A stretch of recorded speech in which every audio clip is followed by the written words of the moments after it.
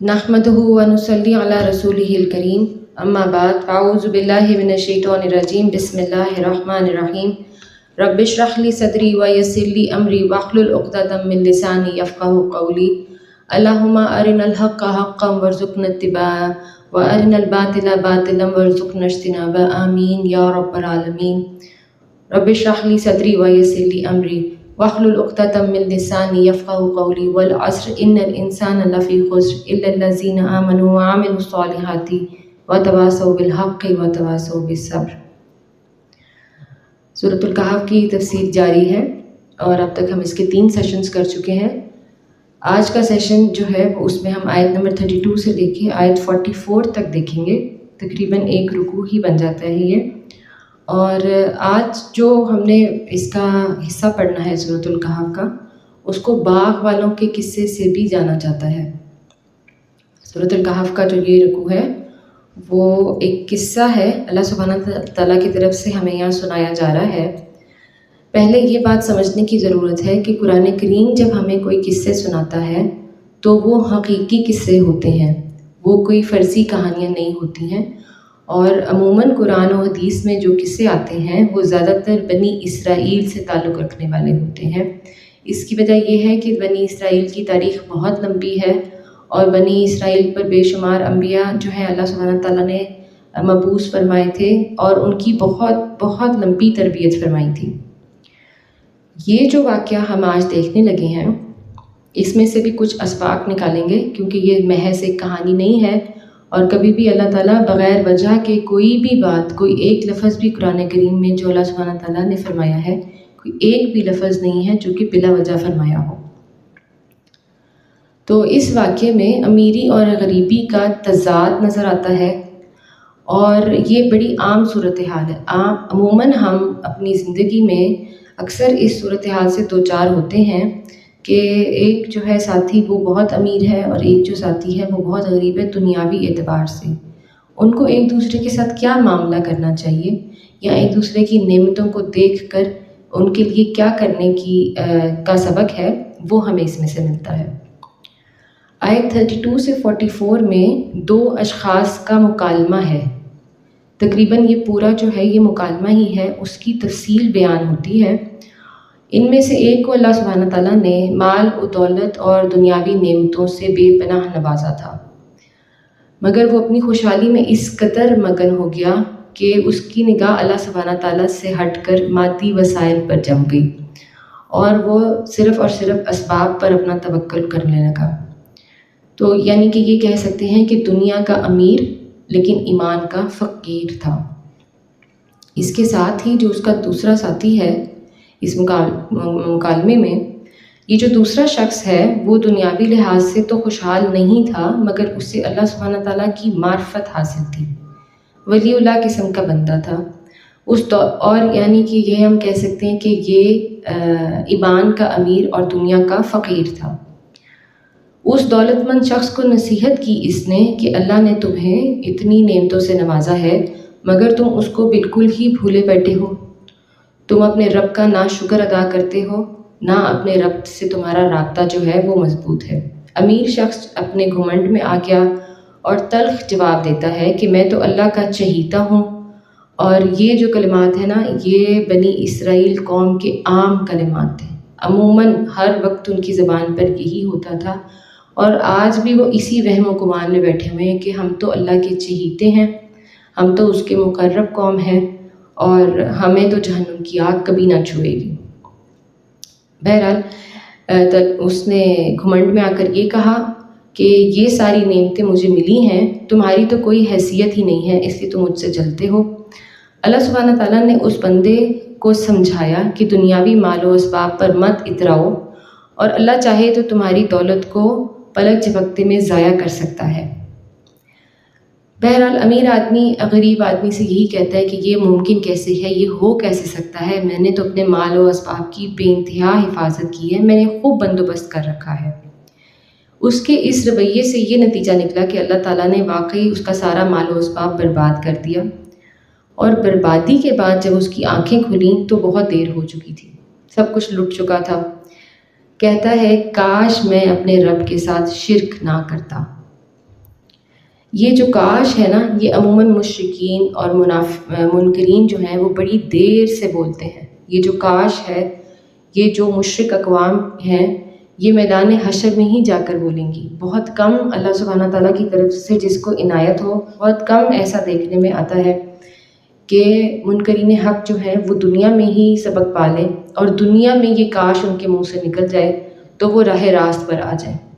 اور اللہ نہ کرے کہ ایسا کوئی معاملہ ہو کبھی ایسی کہ دنیا میں ان پر لعنت ملامت ہو اور آخرت میں بھی ان پہ لعنت ملامت ہو۔ اللہ نہ کرے ایسے ساتھیوں سے ہمیں واسطہ پڑے۔ بہرحال دیکھنے کی بات یہ ہوگی کہ اس سارے معاملے میں ظاہری شرک کا تو کوئی ارتکاب نظر نہیں آتا، نہ تو وہ شخص بت پرست تھا، بلکہ وہ مکالمے میں اپنے رب کی طرف اشارہ بھی کرتا ہے، اپنے رب کا نام بھی لیتا ہے۔ جو نقطہ سمجھنے کا یہ ہے کہ وہ مادہ پرستی میں گرفتار تھا، اس کا تمام بھروسہ جو تھا اپنے مال و اسباب پر تھا بجائے اللہ سبحانہ تعالیٰ پر ہونے کے۔ تو یہ قصہ جو ہے یہ سورہ کہف کی آزمائشوں میں سے دولت کا امتحان ہے۔ ہم مال و دولت کا جو آزمائش ہم نے پڑھنی تھی، یہ اس کے معاملے میں قصہ ہے کہ دنیا تو ہے ہی امتحان کی جگہ، نعمتوں کے ساتھ بھی کسی کا امتحان ہے اور نعمتوں کے بغیر بھی کسی کا امتحان ہے۔ اللہ سبحانہ تعالیٰ کی تقسیم کا اپنا اپنا معاملہ ہے، جس کو چاہتا ہے جتنا دیتا ہے، یہ اس کی مرضی ہے، اور کسی کو کسی کے برابر نہیں دیتا، نہ مال میں، نہ اولاد میں، اور نہ ہدایت میں۔ ہدایت کے لیے تو یہ بات فکس ہے کہ جو ہدایت طلب کرتا ہے اس کو ہی ہدایت دی جاتی ہے اور اتنی ہی ہدایت دی جاتی ہے، تو ان کا ہدایت کا امتحان بھی ہوتا ہے، لیکن جو یہاں معاملہ ہے یہ نعمتوں کا امتحان ہے۔ تو ہم شروع کرتے ہیں آیت نمبر 32۔ بسم اللہ الرحمن الرحیم۔ وَاضْرِبْ لَهُم مَثَلَ الرَّجُلَيْنِ جَعَلْنَا لِأَحَدِهِمَا جَنَّتَيْنِ مِنْ أَعْنَابٍ وَحَفَفْنَاهُمَا بِنَخْلٍ وَجَعَلْنَا بَيْنَهُمَا زَرْعًا۔ ان سے کہہ دیجئے اے نبی صلی اللہ علیہ وسلم، یعنی کہ ان کے آگے ایک واقعہ تو بیان کریں۔ واقعہ ہے دو مردوں کا، ہم نے بنائے ان دونوں میں سے ایک کے لیے دو باغ، یعنی ایک کے لیے بنائے تو اس کا مطلب دوسرے کے لیے نہیں بنائے، انگوروں کے، اور ان دونوں کو ہم نے گھیر دیا کھجور کے درختوں سے، اور ہم نے ان دونوں کے درمیان کاشت کی زمین رکھ دی۔ بالکل جیسے ایک عرب نخلستان ہوتا ہے، اویسس ہوتا ہے، اس قسم کی یہاں پر پکچر نظر آتی ہے، اور یہاں بھی اللہ سبحانہ تعالیٰ فرما رہے ہیں کہ ہم نے دیا، ہم نے بنایا۔ انسان کو شروع میں ہی واقعے کے شروع میں قصے میں بتا دیا ہے کہ تمام فضیلت اور نعمتیں اللہ سبحانہ تعالیٰ کی ہیں، اس شخص کی طرح تم بھی اپنی مادہ پرستی میں گرفتار نہ ہو جانا۔ اگلی آیت اس طرح سے ہے، آیت 33۔ كِلْتَا الْجَنَّتَيْنِ آتَتْ أُكُلَهَا وَلَمْ تَظْلِم مِّنْهُ شَيْئًا وَفَجَّرْنَا خِلَالَهُمَا نَهْرًا۔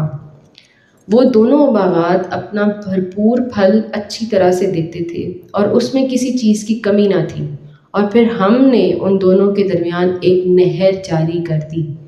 پھر سے دیکھیے کہ یہاں پہ اللہ سبحانہ تعالیٰ پھر جو ہے نعمتیں وہ اپنی طرف منسوب فرما رہا ہے۔ وَكَانَ لَهُ ثَمَرٌ فَقَالَ لِصَاحِبِهِ وَهُوَ يُحَاوِرُهُ أَنَا أَكْثَرُ مِنْكَ مَالًا وَأَعَزُّ نَفَرًا۔ اور اس کا پھل بھی تھا، تو اس نے کہا اپنے ساتھی سے کہ میں تجھ سے زیادہ مالدار ہوں اور تجھ سے زیادہ طاقتور نفری رکھتا ہوں۔ عموماً یہاں علماء کہتے ہیں کہ نفری اور پھل سے مراد یہاں پر اولاد لی گئی ہے، کیونکہ پھل کا ذکر تو پہلے آ گیا ہے، اور نفری سے مراد اس کا سوشل سرکل بھی ہو سکتا ہے، یعنی کہ وہ ہو سکتا ہے سوسائٹی میں اونچے مرتبے پر معمور ہو، ٹھیک ہے، اس کے بڑے تعلقات ہوں سوسائٹی میں، یا اس کی اولاد زیادہ ہو۔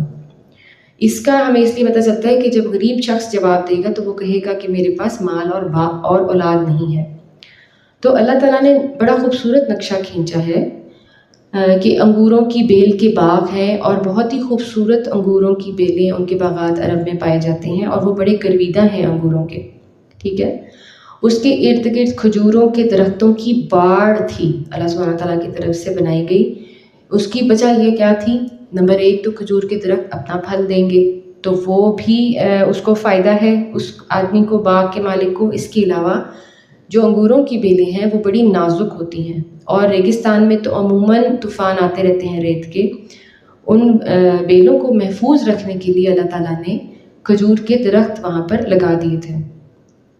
ظاہر ہے ان سے کھجوریں بھی ملتی تھیں. اب دونوں باغوں کے درمیان مزید یہ کہ کاشت کی زمین بھی تھی جس سے وہ اناج وغیرہ حاصل کرتا تھا، یعنی کہ ہر لحاظ سے مثالی باغات تھے. ریگستان کے بیچوں بیچ اللہ سبحانہ تعالیٰ نے یہ بتایا ہے اور یہ بھی بتایا ہے کہ بڑی خوب پیداوار تھی. آگے یہ کہ ان کو آسمانی بارش یا پانی کا انتظار نہیں ہوتا تھا، یعنی کہ سیراب ہونے کے لیے اللہ تعالیٰ نے خود نہر بھی جاری فرما دی.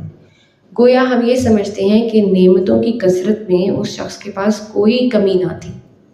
اللہ تعالیٰ ایک زراعت کے اعتبار سے یا پھل اور پھلوں کے باغ کے اعتبار سے اس کو جتنی اعلیٰ قسم کی نعمت عطا کر سکتے تھے وہ اللہ سبحانہ تعالیٰ نے اس کو دے رکھی تھی. اب جب کہ وہ اپنے ساتھی سے مکالمہ کر رہا ہے تو آخری آیت میں جہاں پر وہ کہتا ہے کہ میں تجھ سے زیادہ مالدار ہوں اور تجھ سے زیادہ طاقتور نفری رکھتا ہوں، یہیں سے پتہ چل جاتا ہے کہ وہ اپنی نعمتوں پر اترا رہا ہے. اور جب کہتا ہے کہ میں نفری میں زیادہ ہوں تو عموماً عرب میں نفری زیادہ ہونے کے لیے یہ کہا جاتا ہے کہ وہ بیٹوں پہ اتراتے تھے. ٹھیک ہے، تو بڑی بے حسی والا مکالمہ نظر آتا ہے. اللہ تعالیٰ نے اللہ کے نبی سے اس طرح کی گفتگو سے سخت منع فرمایا ہے کہ اپنے ساتھیوں سے، خاص طور پہ جو تم سے کم تر ساتھی ہیں، اللہ کے نبی نے بڑی تربیت فرمائی اصحابہ اکرام کی، کیونکہ اصحابہ اکرام جو ہیں زیادہ جو اسلام کی جو جدوجہد ہے شروع میں تو زیادہ تر غریب غربا ہی تھے جو اسلام میں شامل ہوئے تھے، دین میں شامل ہوئے تھے. اللہ اور اللہ کے نبی نے سختی سے مسلمانوں کو منع فرمایا ہے اپنی نعمتوں پر اترانے والی گفتگو کرنے سے. بڑی ایروگنس والی یہ مکالمہ ہے، بڑا فخر اور غرور اور تکبر نظر آتا ہے اس کی باتوں سے. آگے دیکھتے ہیں آیت 35. وَدَخَلَ جَنَّتَهُ وَهُوَ ظَالِمٌ لِنَفْسِهِ قَالَ مَا أَظُنُّ أَن تَبِيدَ هَٰذِهِ أَبَدًا. اور پھر وہ اپنے باغ میں داخل ہوا اور اپنے نفس کے حق میں ظلم کر رہا تھا. کیا ظلم کر رہا تھا؟ وہ بولا میں نہیں سمجھتا کہ یہ دولت کبھی بھی فنا ہوگی. یہ تھا اس کا شرک، اپنی دولت پہ اتنا غرور، اتنا گمان، اتنا گھمنڈ کہ دولت اور مال اور نعمت کا جو مالک ہے نا اس کو ہی بھول گیا. اس نے کہا میری نعمت لافانی ہے، جبکہ لافانی تو کچھ ہے ہی نہیں. آگے کہتا ہے وَمَا أَظُنُّ السَّاعَةَ قَائِمَةً وَلَئِن رُدِدتُّ إِلَىٰ رَبِّي لَأَجِدَنَّ خَيْرًا مِّنْهَا مُنقَلَبًا. اور میرا نہیں خیال کہ قیامت کبھی آئے گی. الساعہ جب قرآن میں کہا جاتا ہے نا الساعہ یا وہ گھڑی، تو اس سے مراد آخری دن، آخری وقت یا قیامت ہی ہوتی ہے. اور البتہ اگر میں اپنے رب کی طرف لوٹایا بھی گیا، البتہ میں ضرور اس سے بھی زیادہ شاندار جگہ پاؤں گا. پھر ہمیں اس کا غرور، اس کا تکبر اور اس کا اترانا نظر آتا ہے کہ وہ اپنے ساتھی کو نہ صرف دنیا کی نعمتوں پہ اترا کے اور غرور کر کے دکھا رہا ہے، الٹا یہ بھی کہہ رہا ہے کہ ہاں اگر میں یہاں سے چلا گیا، اول تو قیامت نہیں آئے گی، یہ سب کچھ جو ہے یہ میرا تا وقت آخر قائم رہے گا، ہمیشہ ہی قائم رہے گا. اور اگر بالفرض مجھے اپنے رب کی طرف جانا بھی پڑے، اب یہاں دیکھیے کہہ تو رہا ہے اپنے رب، یعنی کہ عقیدتاً توحید پہ ہی تھا، معلوم ہے اس کو کہ میرا رب ہے، ٹھیک ہے، بت پرستی نہیں کر رہا، لیکن کیا کر رہا ہے؟ مادہ پرستی کر رہا ہے، اپنی دولت، اپنے مال کی پرستش کر رہا ہے. اور اسی زوم میں آگے سے یہ بھی کہہ رہا ہے کہ ہاں اگر مجھے اپنے رب کے پاس لوٹنا پڑا تو وہاں بھی میں نوازا ہی جاؤں گا. میں تو اللہ کا اتنا مقرب، اتنا چہیتا ہوں، میں تو اتنا خاص انسان ہوں، اگر مجھے دنیا میں اللہ نے اتنی نعمتیں عطا کی ہیں کہ جو میں خود بھی اگاتا تو میں اتنا بہترین باغ نہ کاشت کر سکتا تھا، نہ اگا سکتا تھا، مجھے اللہ نے خود ہی دے دیے، میرے رب نے مجھے خود ہی دے دیے، تو آخر میں اس کا چہیتا ہوں تو ہی دی ہے نا. تو یہاں مجھے اللہ نے اپنے چہیتے ہونے کے لیے اتنی نعمت دی ہے، تو جب میں اس کے پاس چلا جاؤں گا تو پھر تو کوئی حد ہی نہیں ہوگی جو مجھے وہ نوازے گا. یہاں سے پتہ چلتا ہے دنیا کا امیر ہے لیکن ایمان کا فقیر ہے. تو اللہ کو تو مانتا ہے لیکن تکبر سے بھرا پڑا ہے، بے حد مغرور ہے، اور اخلاقی غربت ثابت ہوتی ہے. یہ کہنا چاہیے اپنی نعمتوں کا اس طرح ذکر کرنا، اس طرح اترانا اور خاص طور پر اپنے کسی ساتھی کے جذبات کو مجروح کرنا اللہ سبحانہ تعالیٰ کو سخت ناپسند ہے۔ ابھی تک اس کا ساتھی خاموش ہے، یہ ہمیں نظر آتا ہے، اور پاسبلی شاید وہ اس کی باتوں سے مرعوب ہو رہا ہو، یا ہو سکتا ہے کہ اس کے الفاظ کو بھانپ رہا ہو، کیونکہ امیر شخص جو ہے وہ بولتا چلا جا رہا ہے۔ اس لیے ہمیں ابھی تک ان آیات میں آیت 36 تک ہمیں اس کی نفسیات کا بہت اچھی طرح پتہ چل گیا ہے کہ کس قسم کی فطرت کا مالک ہے۔ عموماً ہم دنیا میں دیکھتے ہیں کہ مغرور امیر لوگ اس طرح اپنی دولت پر اتراتے پھرتے ہیں، اپنی شان پر فخر کرتے ہیں، اپنی نعمتوں کا ذکر اور دکھاوا عموماً جگہ جگہ بیٹھ کر کرتے ہیں۔ اولاد کا بھی ذکر یہاں اس نے کر دیا، اپنے ساتھی پر، اپنے سبارڈینیٹ پر، اپنے سے کمتر لوگوں پر روب ڈالنے کا یہ عام طریقہ ہوتا ہے، اور معاشرے میں جو تعلقات ہمارے ہیں ایک دوسرے کے ساتھ وہ کافی متاثر ہوتے ہیں اس قسم کے دکھاوے سے۔ افسوس یہ نظر آ رہا ہے کہ جس شخص کے آگے وہ شیخیاں مار رہا ہے وہ اس کے ہم پلہ نہیں ہے۔ علماء اور مفسرین یہ اس میں سے اخذ کرتے ہیں کہ اگر وہ شخص جس سے وہ گفتگو کر رہا تھا اس کا بھی کم از کم ایک ہی باغ ہوتا، یا اس کی کم از کم کوئی ایک ہی اور نعمت اس طرح کی ہوتی، اس کے ساتھ پھر یہ مقابلہ یا موازنہ کرتا، تو پھر بھی کچھ کم درجے کا مغرور ہوتا، کچھ کم اس کی اطراحات، غلطی، مادہ پرستی نظر آتی۔ لیکن یہاں تو دیکھا جاتا ہے کہ وہ بالکل ہی عام سادہ لو آدمی سے، جس سے اس کا مقابلہ بنتا ہی نہیں ہے، جس کو دکھاوا کرنے کی اس کو ضرورت ہے ہی نہیں، کیونکہ دکھاوا تو وہ اس کے آگے کرے نا جس کے پاس ایک چیز اور اس کے پاس دو ہوں، تو پھر وہ اترا کر اس کو دکھائے۔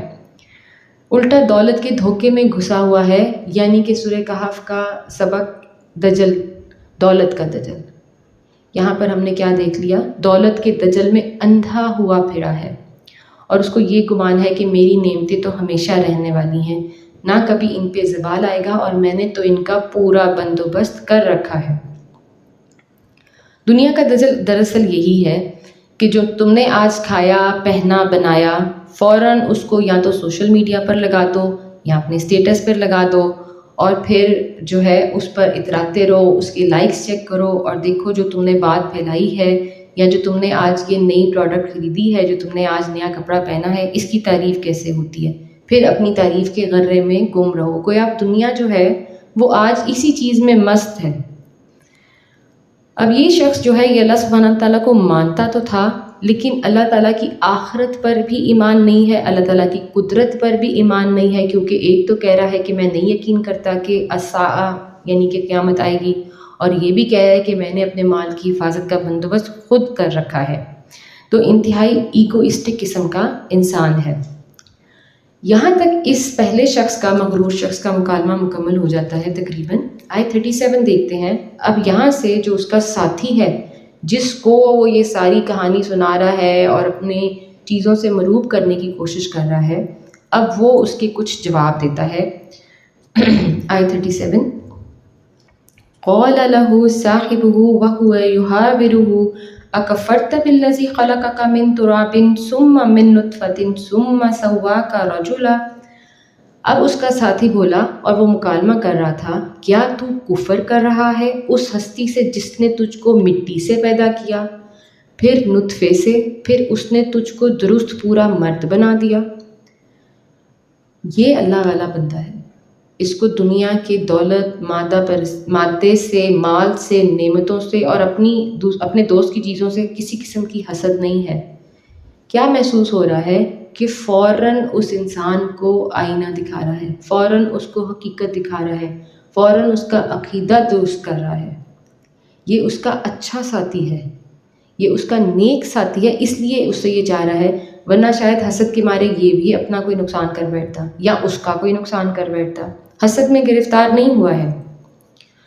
لَكِنَّهُ اللَّهُ رَبِّي وَلَا أُشْرِكُ بِرَبِّي أَحَدًا، لیکن میرا رب تو وہی اللہ ہے، میں تو اپنے رب کے ساتھ کسی کو شریک نہیں کرتا۔ تو مومن انسان ہے۔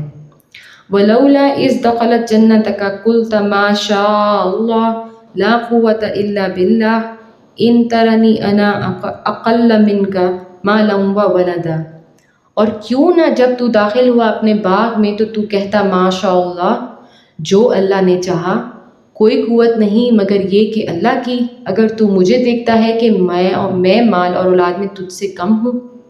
پھر نصیحت کر رہا ہے ماشاء اللہ کہو، ماشاء اللہ قوت کہو، اپنی نعمتوں کو اپنے رب سے جوڑو، یعنی کہ اس کی ڈائریکشن سے ہی کروا رہا ہے۔ فَعَسَىٰ رَبِّي أَن يُؤْتِيَنِي خَيْرًا مِّن جَنَّتِكَ وَيُرْسِلَ عَلَيْهَا حُسْبَانًا مِّنَ السَّمَاءِ فَتُصْبِحَ صَعِيدًا زَلَقًا۔ تو امیر ہے، ان قریب میرا رب مجھ کو تیرے باغ سے بھی بہتر دے دے، اور تیری جنت پر آسمان سے کوئی آفت بھیج سکتا ہے اللہ جس سے کہ وہ چٹیل میدان بن کر رہ جائے۔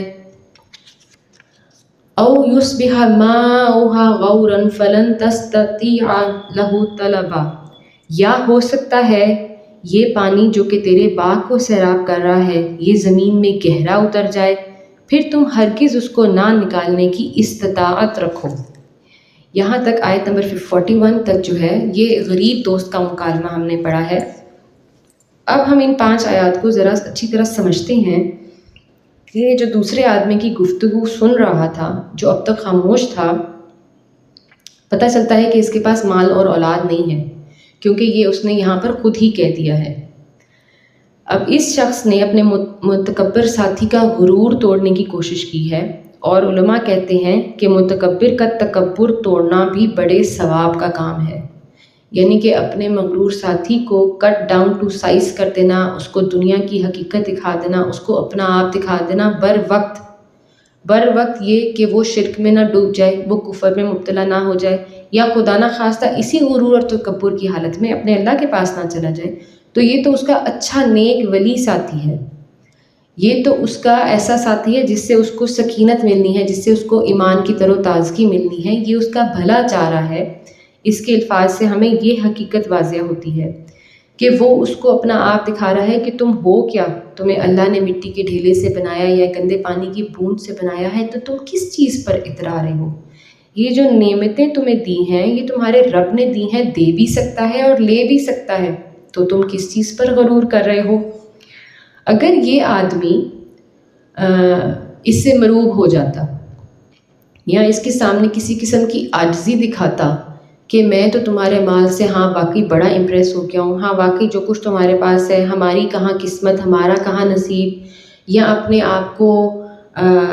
آپ خود پہ مایوسی طاری کرتا اور اس طرح اپنے آپ کو دکھاتا کہ شاید میں بڑا مجبور ہوں اور میں have nots of the society میں سے ہوں، تو اس دوسرے آدمی کا جو اس کا ساتھی ہے اس کا تکبر اور شرک اور بڑھ جانا تھا۔ اور ابھی تو اس نے یہ شاید ایک انسان سے اس طرح بات کی تھی، پھر اس کا یہ معمول بن جاتا کہ اللہ کی جو نعمت ہے اس کو خود سے منسوب کر لینا اور اللہ کی قدرت سے اپنے آپ کو بالا تر سمجھ لینا۔ اب وہ یہ تو مان رہا تھا، ہم نے دیکھا ہے کہ میرا رب ہے، مگر اپنے رب کی طرف سے آئی ہوئی کامیابی اور نعمتوں کا سارا سہارا اس نے اپنے سر لیا ہوا تھا، اس لیے یہ اس کی آنکھیں کھول رہا ہے، یہ اس کی ڈائریکشن درست کر رہا ہے، اور اس کو جس دنیا کے دجل میں وہ گم ہو کر رہ گیا ہے وہاں سے اس کو نکالنے کی کوشش کر رہا ہے۔ بڑا نیک سیرت ساتھی ہے، اور کہہ رہا ہے، یہ جو غریب آدمی ہے اس نے کہا ہے کہ میرا رب تو وہی ہے جو اللہ ہے، وہی ہے جو ہر چیز پر قادر ہے، میں اس بات پر فخر کر رہا ہوں، یعنی کہ میں ایمان کا امیر ہوں، دنیا کا غریب ہوں، کوئی بات نہیں، میرا اللہ مجھے دے گا، میرا اللہ مجھے مال بھی دے گا، میرا اللہ مجھے اولاد بھی دے گا، لیکن نہ تو میں تمہاری طرح اپنے نفس کی پوجا کر رہا ہوں، اور نہ دنیا میرے حواسوں پر طاری ہو گئی ہے کہ میں اپنے رب کو بھول جاؤں۔ اب نبی اکرم صلی اللہ علیہ وآلہ وسلم نے بارہا فرمایا، آسمان تلے جتنے بھی بت ہیں سب سے خطرناک اے انسان تیرا نفس ہے۔ اور یہ آیت، یہ جو نبی اکرم صلی اللہ علیہ وآلہ وسلم کی حدیث ہے، بہترین طریقے سے یہاں پوری اترتی ہے۔ اب یہ جو خالی ہاتھ شخص تھا اس نے اس کو برادرانہ مشورہ بھی دیا۔ اس کے کیا دیا اس نے مشورہ؟ آیت نمبر ہم نے دیکھا تھا آیت نمبر 39 میں کہ تم جب اپنے نعمتوں کو دیکھتے ہو تو ان پر اترانے فخر کرنے کی بجائے تمہیں چاہیے کہ تم ماشاء اللہ کہو، بلکہ تم کہو ماشاء اللہ لا قوت الا باللہ، کہ نہ تو وہ دیکھیے خود میں احساس محرومی کا شکار ہو رہا ہے، نہ ہی اس کے دل میں لالچ پیدا ہو رہی ہے۔ اگر لالچ پیدا ہوتی تو اس کو اچھی نصیحتیں نہ کرتا، اس کو یہ نہ کہتا کہ اپنی نعمتوں کو اللہ سے منسوب کرو، اس کو اللہ کی دعا نہ سکھاتا ماشاء اللہ لا قوت باللہ، بلکہ اپنے حسد میں خود ہی وہ گرفتار ہو جاتا، اس کا اپنا کوئی اور مسئلہ بن جاتا۔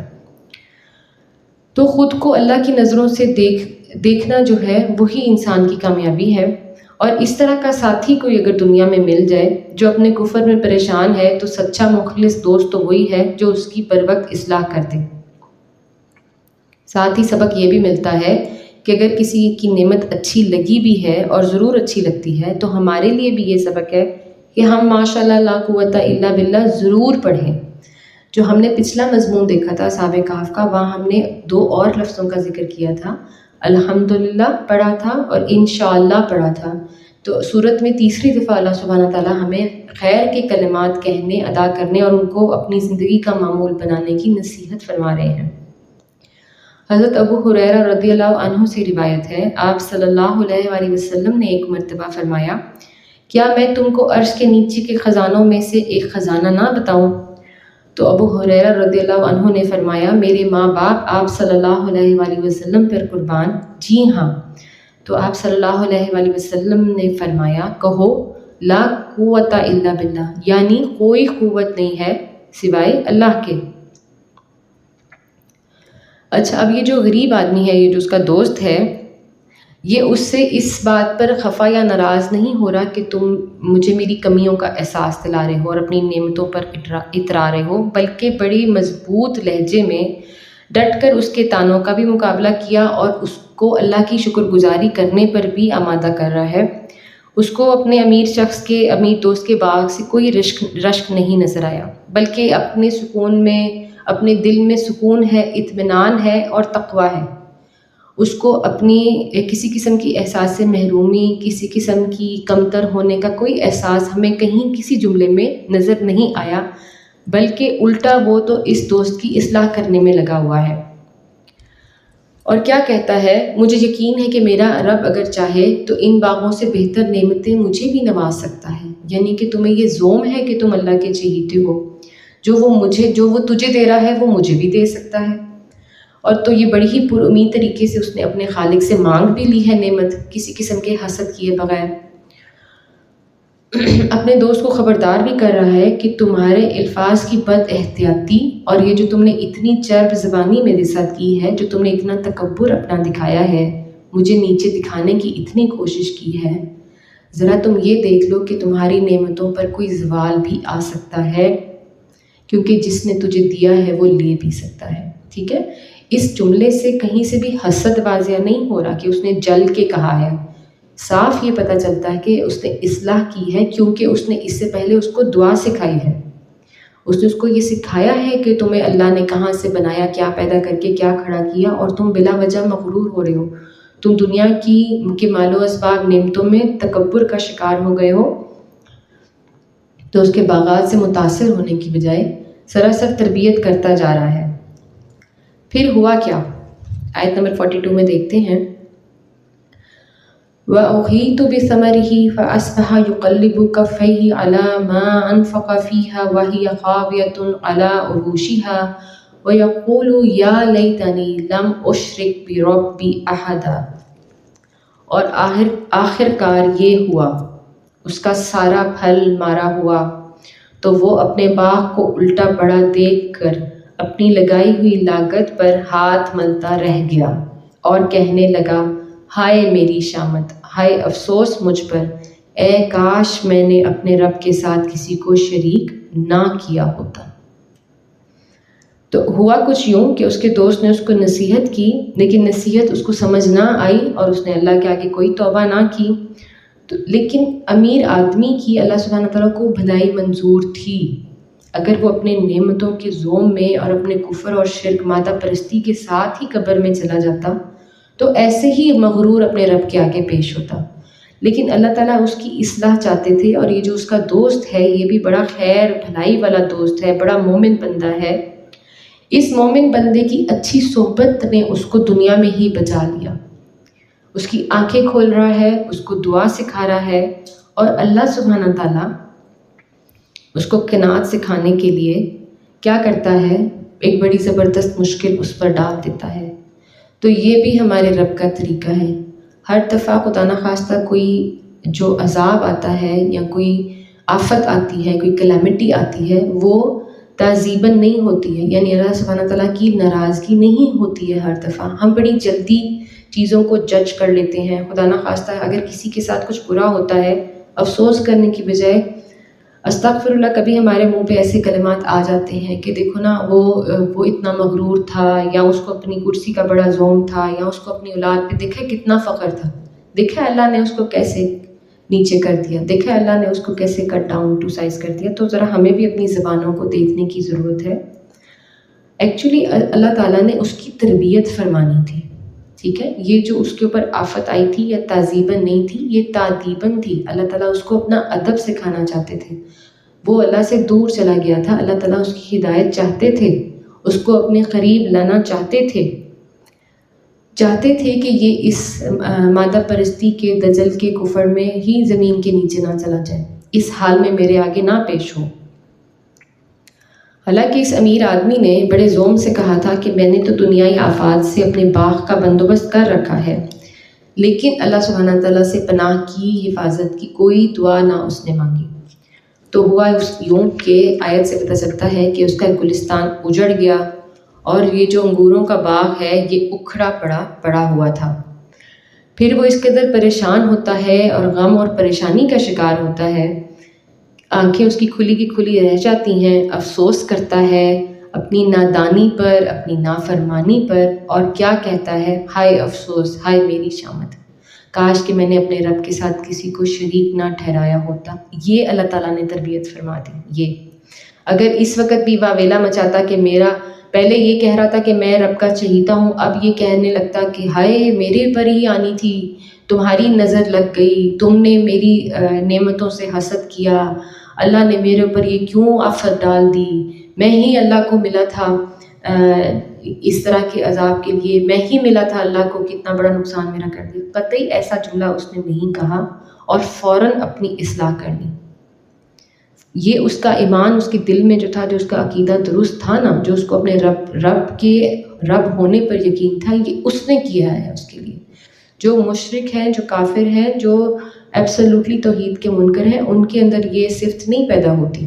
اور اللہ تعالیٰ کا بڑا کرم ہوا اس کے اوپر کہ اپنے آخری سانس سے پہلے ہی اس کا مال کا شرک جو ہے وہ دور ہو گیا، اس کی نافرمانی دور ہو گئی۔ اللہ سبحانہ تعالیٰ اس کی اصلاح فرمانا چاہتے تھے تو اس کو ایسا ساتھی، ایسا دوست بھیجا تھا جس کی صحبت کی وجہ سے بچ گیا، دنیا میں ہی بچ گیا۔ یہ سارا کچھ لے کر اپنے رب کے آگے نہیں چلا گیا، اس کو حساب لینے کی ضرورت نہ پڑی، دنیا میں بھگت لیا اس نے اپنے غرور کا اور اپنے تکبر کا انجام جو ہے وہ اس نے دنیا میں ہی بھگت لیا، آگے لے کر جانے کی ضرورت نہیں پڑی، اپنے گناہ کا کفارہ کر لیا اس نے، اور بے شک پھر مادہ پرستی سے باہر آ گیا۔ ساتھ ہی ساتھ ہمیں سبق یہ بھی ملتا ہے کہ جب ہمارا کوئی اپنا نقصان ہو جائے تو سب سے پہلے تو اپنے اعمال اور افعال پر نظر ڈال لینی چاہیے۔ سب سے پہلے یہ دیکھ لینا چاہیے کہ میرے دنیا میں معاملات انسانوں کے ساتھ یا اپنے اللہ کے ساتھ کیا چل رہے ہیں، بجائے اس کے کہ انسان اپنی ہر چھوٹی بڑی جو ہے وہ پریشانی کے اوپر اپنی قسمت کو کوستا پھرے، یا اپنے ساتھیوں، اپنے بہن بھائیوں کی نظر کو کوستا پھرے۔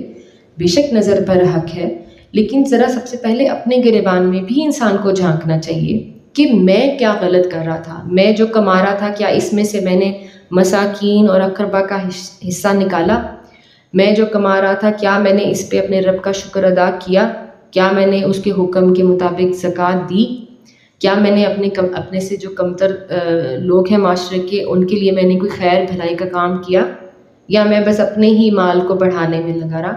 تو مفسرین کہتے ہیں کہ اس واقعے سے اتنے ڈھیر سارے اسباق ملتے ہیں غربا کے لیے بھی کہ ان کو حسد کرنے کی ضرورت نہیں ہے، نعمتوں کے لیے اپنے اللہ سے رجوع کریں، لوگوں کے مال اور لوگوں کی نعمتوں کو دیکھ کر حسد کرنے اور احساس کمتری میں گرفتار ہونے یا خدا نہ خواستہ لوگوں کے مال کو نقصان پہنچانے کی ضرورت نہیں ہے۔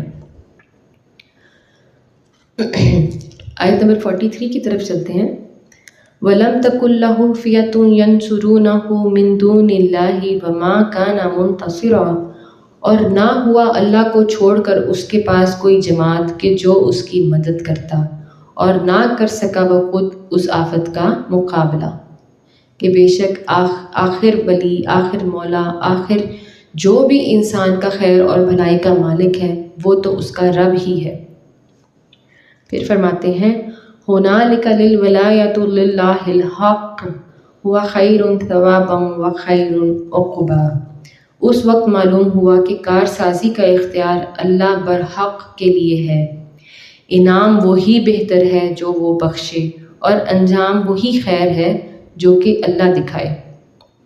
ان دو آیات میں دراصل اللہ سبحانہ تعالیٰ یہ جو پیچھے سارا معاملہ اور واقعہ بیان ہوا ہے، جو ہمیں سنایا گیا ہے نبی اکرم صلی اللہ علیہ وآلہ وسلم کو مخاطب کر کے، اللہ تعالیٰ اس سارے معاملے پر اب خود تبصرہ فرما رہے ہیں۔ اور آیات سے یہ بات سمجھ آتی ہے کہ ہر چیز استعمال کرو اللہ کے نام کے ساتھ۔ جس نے تمہیں عنایت کیا، جس نے تمہیں دیا ہے وہ تم سے لے بھی سکتا ہے، جس نے تمہیں نہیں دیا وہی تمہیں دے سکتا ہے، تو تم اپنی ہر نعمت کو اللہ کے نام سے منسوب کرو۔ تمہیں ایک زمین کا ٹکڑا ملتا ہے تو تم اللہ کا شکر ادا کرو، تمہیں کپڑے کا ٹکڑا ملتا ہے تو تم اللہ کا شکر ادا کرو، تمہیں اولاد سے نوازتا ہے تو اللہ کا شکر ادا کرو، اور اگر کسی وجہ سے نہیں تمہیں نوازتا تو اس سے مانگو۔ وہی مالک ہے دنیا کی کارسازی کا، وہی مالک ہے دنیا کی تمام نعمتوں کا۔ تم خود کسی آفت کا مقابلہ نہیں کر سکو گے، تم جتنے مرضی ہرڈلز کھڑے کر لو اور فینسز لگا لو، اور یہ کھجور کے درخت نہ لگے ہوتے تو اس شخص نے ظاہر ہے اپنی انگوروں کے بیلوں کو پروٹیکٹ کرنے کے لیے کوئی اور بندوبست کیا ہوتا، کوئی گرل لگائی ہوتی، کوئی جالیاں لگائی ہوتی، یا جیسے ہم دیکھتے ہیں نیٹس لگی ہوتی ہیں، کوئی نہ کوئی بندوبست تو ہر مالی، ہر فارمر اپنی چیزوں کا کرتا ہے۔ جب کوئی طوفان آندھی آتا ہے، جب کوئی باغ یا کھیت برباد ہونا ہوتا ہے خدا نخواستہ، اللہ کے ایک کن کا محتاج ہوتا ہے، کوئی فینس، کوئی نیٹ، کوئی جو باڑے ہیں یا اتنے مضبوط کھجور کے درخت بھی اس کو نہیں بچا سکتے۔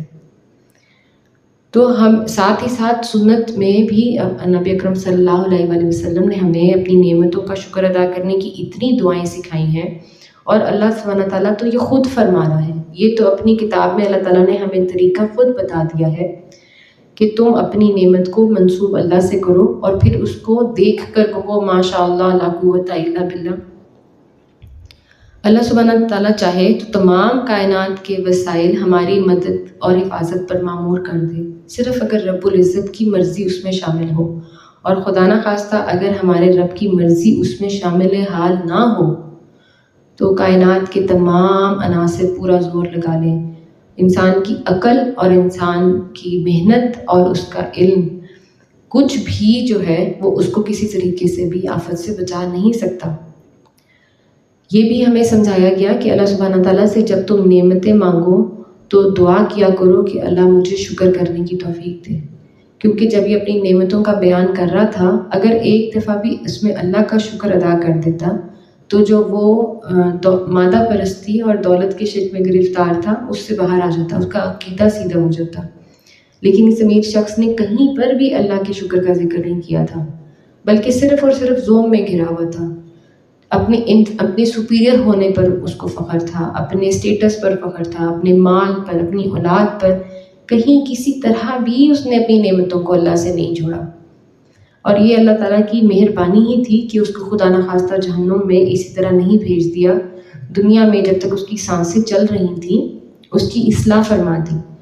تو اللہ تعالیٰ جو ہے وہ انسانوں کو ایسے ساتھی مہیا کرتا ہے جو وقتاً فوقتاً ان کی نگاہیں سیدھی کر دیتے ہیں، اور یہ بڑے خوبصورت، بڑے مقرر دوست ہوتے ہیں۔ لوگوں کو ان کی قدر کرنے کی ضرورت ہے۔ بہت سارے اسباق ہم نے دیکھ لیے یہاں پر، عمرہ کے لیے بھی، غربا کے لیے بھی، نعمتوں کے معاملات پر، شکر کرنے کے معاملات پر۔ یہ قصہ جو ہے ہمیں بہت کچھ سکھا گیا ہے۔ یہاں تک آیت 44 تک رکوع بھی مکمل ہو جاتا ہے، اور جو آج ہم نے واقعہ پڑھنا تھا باغ والوں کا قصہ وہ بھی مکمل ہو جاتا ہے۔ آگے جو ہے اللہ سبحانہ تعالیٰ کا ایک طویل خطبہ ہے جس میں دنیا کی حقیقت واضح کی گئی ہے، اور ابلیس کے بارے میں بھی اللہ تعالیٰ کے کچھ معاملات ہیں جو انہوں نے فرمائے ہیں۔ کیونکہ اس کو اس واقعے سے کنیکٹ نہیں کیا جا سکتا، اس لیے اس کو پھر ہم سیپریٹلی ڈسکس کر لیں گے۔ تو آج کا مضمون یہیں پر مکمل ہو جاتا ہے۔ الحمدللہ رب العالمین۔ دعا کر لیتے ہیں۔ اللہم صلی علی محمد النبی الامی وعلی آلہ وسلم۔ یا اللہ یا رحمان یا رحیم، جو کچھ ہم نے پڑھا اس کو اپنی بارگاہ میں قبول اور منظور فرما۔ اے اللہ سبحانہ تعالیٰ، اس قرآن کی تفسیر کو میرے لیے اور تمام سننے والوں کے لیے ہدایت کا ذریعہ بنا۔ یا رب کائنات، ہمیں روزانہ قرآن کریم کی تلاوت کرنے، اس کو سمجھنے، اس پر عمل کرنے کی توفیق عطا فرما۔ یا رب العالمین، ہمیں باعمل مسلمان بنا۔ اللہ جی، ہم نے جو کچھ پڑھا اس کا ثواب نبی اکرم صلی اللہ علیہ وآلہ وسلم کی خدمت اقدس میں پیش کرتے ہیں، الہی قبول فرما۔ آپ صلی اللہ علیہ وآلہ وسلم کی برکت سے اس کا ثواب تمام انبیاء اکرام، خلفائے راشدین، امہات المومنین، اہل بیت، اصحابہ اکرام، صحابیات، اولیاء اللہ، شہداء، صدیقین، صالحین، مومنین، مومنات کو پیش کرتے ہیں، اللہ تعالیٰ قبول فرما۔ بالخصوص سلسلہ قاسمیہ عزیزیہ نقشبندیہ کے تمام بزرگان، خصوصاً جناب مولانا مہر محمد صاحب رحمۃ اللہ علیہ، جناب مولانا عبدالحکیم صاحب رحمۃ اللہ علیہ اور جناب مولانا عبدالعلیم قاسمی صاحب رحمۃ اللہ علیہ کو پیش کرتے ہیں، اللہ جی قبول فرما اور ان کی درجات کو بلند فرما۔